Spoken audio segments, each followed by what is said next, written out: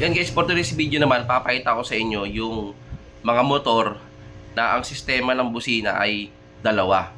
Tapos at the same time may rapid siya. Ibig sabihin guys ganito. Para sa akin, sa stock horn, kahit hindi natin tayo maglagay ng rapid, doon tayo maglalagay sa loud horn. At syempre dapat bukod yung busina na loud horn at meron ka rin stock horn. Kasi pag nagpa-rehistro ka, wala magiging problema, dire-diretso. So ngayon, itong papakita kong video, ito yung pag nagbusina ka ng stock horn, yan, may stock horn siya, pip-pip, tas at the same time, pag gusto mo ng loud horn, meron ka. Then, kung gusto mo rin i-rapid, nag-rapid yung loud horn, gumagana din. So ngayon, papakita ko sa inyo yung diagram niya, kung paano yung wiring. So ito. Yan, kung napapansin nyo, ito yung mga pesang kailangan natin. Meron tayong halo switch. Ayan. Meron tayong halo switch. Siyempre, ito yung stock horn, interrupter relay, then yung PIA horn. So ngayon guys, ito yung simula paano gawin to. Una-una sa lahat, kailangan mo muna ng halo switch. Sa halo switch guys, kailangan mo malaman kung nasaan yung normally closed, normally open, tsaka common. So ngayon ito, kung napapansin nyo nakalagay dito is existing line of stock horn. Di ba yung wala ka pa neto, stock horn lang yan. Stock horn lang. Di ba stock horn mo dito nakalagay yan? Sa mga motor natin, di ba, mayroong busina na stock horn, may dalawang wire doon. Yun, di ba, napapansin nyo. Yan. Ang gagawin nyo guys, tatanggalin nyo yung dalawang wire na yun doon sa stock horn. Tapos ngayon guys, hahanapin mo kung nasan yung positive doon sa linya na yon. Kung nasan yung positive trigger doon. Ngayon, kung nahanap nyo na yung positive, ganito lang gagawin nyo doon. Yung positive nung disising line na ng horn na yon, ilalagay nyo sa common ng halo switch. Yan. Common ng halo switch. Kasi ngayon, pag nahanap nyo naman yung normally closed, nung sa halo switch, dun nyo ilalagay yung positive ng stock horn. Then, syempre, yung negative na stock horn, i-ground mo lang din. Yan. Tapos, eto na. Pagdating naman doon sa halo switch, di ba, meron pa tayo naiiwan na normally open.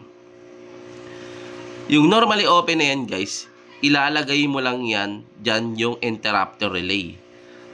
Di ba sa interrupter relay, kung napapansin nyo, mayroong input yan na kulay pulang wire, tapos black.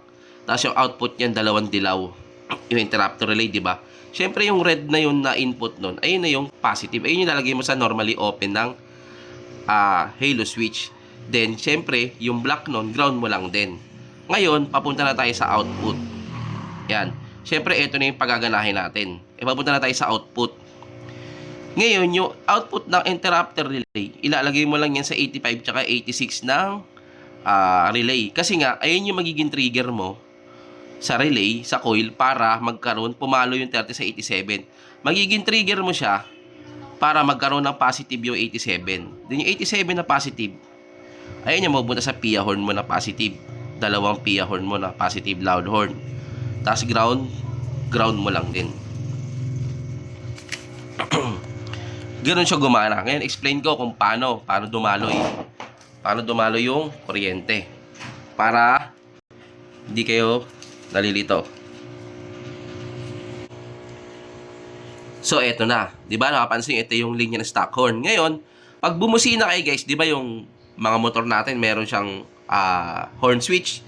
Pag bumusina kayo guys, pag naka-standby yung halo switch natin, normal mode siya, sabihin hindi pa nape-press. Pag bumisina kayo guys, magkakasupply yung common at syempre shorted na siya sa normally close. Kung magadiretso na yun sa normally close, magbubusina yung stock horn nyo, tutunog kasi magkakaroon sila positive, then naka-ground na yan. Siyempre may supply siya, kompleto circuit, gagana stock horn. Ngayon naman, pag pumindot naman kayo ng halo switch, mawawala yung contact sa normally close, malilipat yan sa normally open. So ngayon, pag pumindot kayo ng halo switch guys, magkakaroon ng supply yung interrupter relay. Pag nagkaroon na ng supply interrupter relay, magkakaroon siya ng output, di ba, yung dalawang dilaw na wire. Iti-trigger niya ngayon yung relay mo. So ngayon yung relay mo, papalo yung 30 sa 87. Tapos yung 87, magkakaroon ng output positive yan para gumana yung PIA horn mo. Kaya ganito guys, bakit ganito ang wiring na ginagawa ko? Kasi pag inuna mo yung relay dito, ang interrupter relay nandito, mabilis masira ang interrupter relay kasi may hina yung mga wirings niyan, kumbaga yung coil niyan. Unlike sa mga relay, lalo sa mga Bosch, malalakas yan guys, kahit mababad ng supply yan, nakababad ng pindot, gagana yan. Kaya ang nandito ang relay ko. Para siya ang yung mag-manage ng current na malakas na galing sa battery at ibato niya dun sa loud horn. Kasi loud horn guys, hindi pwede itong mahina yung supply. At yung wiring na ginagamit mo mahina kasi hindi mo siya mapapagana ng maayos. Hindi siya tutunog, magiging ngongo. Alam mo, sa una lang gagana, pagdating parang tutunog, parang titinda ng puto. Hindi na siya yung tamang tunog niya. Kaya ganito yung wiring na ginawa ko. Ginawa kong pan-trigger lang yung interrupter relay dun sa relay natin para makakuha ng magandang supply at ilabas sa 87 at gumana yung loud horn. So, ganun lang yung sistema nun. Ganun lang yung sistema. Nung pag gusto mo lang may stock horn ka at the same time may loud horn ka na may rapid kasi naglagay tayo ng interrupter relay. Yan. So, sa mga gustong kumopya na ito, pwede nyo lang screenshotan to. Yan. Para mayroon kayo ng idea sa mga nag-DIY dyan. Yan. Para magkaroon kayo ng idea. O sa mga mekaniko kasi meron din ng mga kaibigan mekaniko pero hindi gano'ng kabisado ang pag-wiring. So yan, kopyahin nyo. I-save nyo sa cellphone nyo para pag may mga magpapagawa sa inyo, alam nyo paano gawin.